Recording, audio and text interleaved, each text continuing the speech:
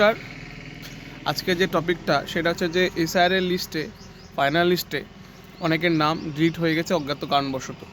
তো অনেকের মধ্যে একটা আতঙ্ক গ্রাস করছে যে সে হয়তো বেনাগরিক হয়ে যাবে।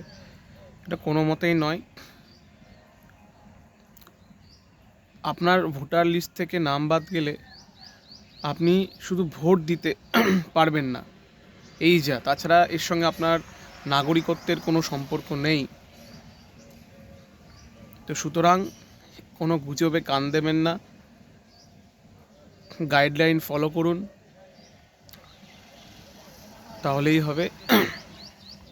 এই ধরনের গুজবে একদমই কান দেবেন না। ভোটার হতে গেলে 3টে ক্রাইটেরিয়া আমাদেরকে পূরণ করতে হয়। সেটা হচ্ছে যে আপনি যে বিধানসভা ক্ষেত্রে ভোটটা দেবেন তার অন্তত মিনিমাম 6 মাসের স্থায়ী বাসিন্দা হতে হবে।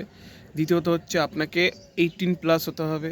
তৃতীয়ত হচ্ছে যে নির্ধারিত ডকুমেন্টস রয়েছে সেখানে আপনাকে দিয়ে এজ প্রুফ দিতে হবে এবং তার সঙ্গে আপনার যে আপনি যে ভারতে জন্মগ্রহণ করেছেন তার একটা ডকুমেন্টস আপনাকে দিতে হবে। তো সেই ক্ষেত্রে কারোর যদি 18+ না হয় সেই ক্ষেত্রেও ভোটার কার্ডের যে অ্যাপ্লিকেশন সেটা কিন্তু রিজেক্ট হতে পারে। আপনি দেখা গেলো 6 মাস থাকলে, 6 মাস মিনিমাম হলো না আপনার, সেক্ষেত্রে রিজেক্ট হতে পারে। সুতরাং এর সঙ্গে নাগরিকত্ব যাওয়ার কোনো সম্পর্ক নেই। প্রত্যেকটা কার্ডের নির্দিষ্ট একটা কাজ রয়েছে। সেই কার্ড যদি বাতিল হয় তখন আপনার ড্রাইভিং লাইসেন্স যদি বাতিল হয় তাহলে আপনার ড্রাইভিং সমস্যা হবে। তো সেই ক্ষেত্রে এটা কোনো গুজবে কান দেবেন না। সবাই ভালো থাকুন, সুস্থ থাকুন।